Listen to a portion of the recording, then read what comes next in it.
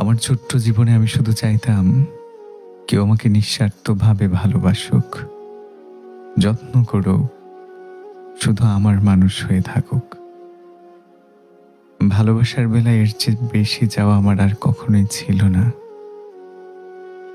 আমি ভাবতাম পৃথিবীটা অনেক সহজ, সুন্দর। আমি কারোর জন্য এফোর্ট দিলে তার বিনিময়ে আমার জন্য সে এফোর্ট দিবে। কাউকে আমি ভরসা করলে সেই মানুষটাও আমার ভরসার মূল্য দিবে। আমি চোখ বুজে বিশ্বাস করতাম আমি কারোর সাথে অন্যায় না করলে আমার সাথেও সেই অন্যায় হবে না। পৃথিবী আমাকে খুব নিষ্ঠুরভাবে বুঝিয়েছিল জীবনটা আসলে ভয়ঙ্কর রকমের আনফেয়ার। এখানে নিজের সবটুকু উজাড় করে দিয়েও কারো ভালোবাসা পাওয়া যায় না। এখানে অন্যায় না করলেও বিনিময়ে যাবজ্জীবন সাজা পেতে হয়। এখানে অনেক ভরসার ভালোবাসার মানুষও ভীষণ ঠান্ডা মাথায় অমানবিক কষ্ট দেয়, দিতেই থাকে। একটা সময় আমি আফসোস করতাম, অভিযোগ করতাম। তারপর বুঝলাম আফসোস কিংবা অভিযোগ নিয়তি বদলায় না। আমাদের জীবনে কোনো আন্ডু বাটন নাই, কোনো টাইম মেশিন নাই। আমাদের অতীত বদলানো যায় না, চাইলেও কোনো ভুল মুছে দেওয়া যায় না। হাজারো কান্না, হাজারো শাস্তি, নিরন্তর আফসোস, অপরাধ বোধ, আক্ষেপ কিংবা অভিযোগও কোনো কিছু এক বিন্দু বদলানো যায় না। শেষমেশ জীবন আমাকে শীতল কণ্ঠে বলেছে মেনে নিতে। আমি মেনে নিয়েছি। কোনো প্রকার যদি, কিন্তু, কেন এসব ছাড়াই মেনে নিয়েছি। আমি মেনে নিয়েছি হলুদ খামে স্থায়ী ঠিকানার জায়গাতে যে ঠিকানা লেখা হয়, সেই ঠিকানা ছেড়েও মাঝে মাঝে চলে আসতে হয় জীবনের প্রয়োজনে, নিয়তির স্ক্রিপ্ট মেনে কিংবা অসুখে ধুকে ধুকে নিঃশেষ হয়ে যাওয়া ঠেকাতে।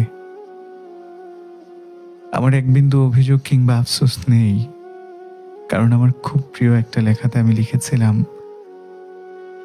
দিন শেষে আমরা ফেল করে তাকিয়ে জীবনের সমস্ত ঠিকঠাক হিসেব নিকেশের ভুলভাল মরে যাওয়া দেখি। ডিঙি নৌকাটা ঘুরে যায় অন্যদিকে, আমরা শুধু দেখি। আমরা দর্শক, আমরা এক অসহায় যাত্রী। আমরা নিজেকে মাঝি ভাবি, আসলে আমরা মাঝি নই। আমরা কখনোই মাঝি ছিলাম না। নিজের জীবনটাকে প্রায়শই দর্শকের সারিতে বসে দেখতে ইচ্ছে হয়। দর্শকের চাওয়াতে জীবনের কোনো দৃশ্য থেমে যায় না, কোনো কাহিনী বদলায় না, চলতে থাকে নিয়তির স্ক্রিপ্ট মেনে। আমার জীবনের একটা বড় অধ্যায় শেষ হয়েছে। এই অধ্যায়টা চাইলেই অনেক লম্বা হতে পারত। হ্যাঁ, চাইলেই। কিন্তু স্রষ্টা কিংবা স্রষ্টার তৈরি করা মানুষ কেউই তা চায়নি। বছরের পর বছর যন্ত্রণা টেনে নিয়ে হ্যাপি এন্ডিং নামক মরীচিকার পিছনে ছুটে যাওয়ার মতো বোকামি আর হয় না। তাই কোনো কোনো উপন্যাস মাঝ পথেই থেমে যায়, শেষ করে দিতে হয়। দিন শেষে অমুক সত্যি আসলে ওটাই, no matter how much we try, no matter how much we want, no matter how much we pray for it, some things are not meant to B.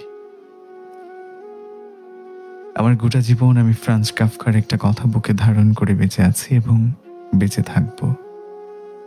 সেই কথাটা দিয়েই লেখাটা শেষ করি। Everything you love will probably be lost, but in the end love will return in another way. Dear Kafka, I believe you. I will always believe you.